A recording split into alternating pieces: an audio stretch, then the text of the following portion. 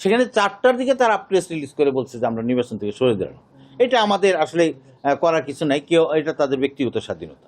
জামাতের যে অভিযোগ এটা ছিল, দেখেন 4টার দিকে তারা অভিযোগ করেছেন এবং তারা বলছেন নির্বাচন থেকে আমরা সরে দাঁড়ালাম। তারা কিন্তু আমাদের কাছে কোনো রকম লিখিত দেননি। সারাদিন আমি রিটার্নিং অফিসার হিসেবে আমার কাছে কোনো রকম অভিযোগ করেনি।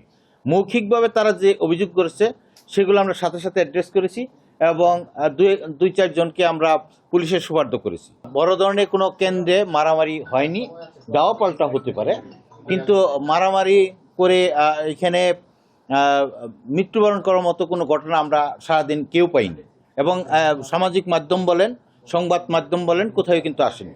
ওটি একটি বিচ্ছিন্ন ঘটনা, ওটি তদন্ত করছে পুলিশ বা গোয়েন্দা সংস্থা তদন্ত করে দেখতেছে। ওটা আসলে আমাদের নির্বাচনের সাথে সংশ্লিষ্টতা নেই। লিলি আল্ট্রাসফট সিরাম জেল, যা গভীর থেকে স্কিনে দেয় 3 গুণ সিরাম হাইড্রেশন। সিরাম জেল হাইড্রেশনে ব্রাইট থাকো সব সিজনে। আর একজন পুলিশ কর্মকর্তা আহত হয়েছে যেটা বলছেন, একাধিক না, একজন।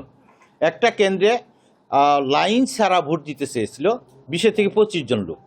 সেটিকে লাইনে নিয়ে আসার জন্য পুলিশ চেষ্টা করতেছিল, সেইখানে একটা বিশৃঙ্খলা সৃষ্টি হয় এবং কে বা কারা একটা ঢিল ছুঁড়ে, সেই ঢিলে একজন সাব ইন্সপেক্টর ওই কেন্দ্রে তিনি সামান্যতম আহত হন। এইটা বড় ধরনের ইনজুরি না।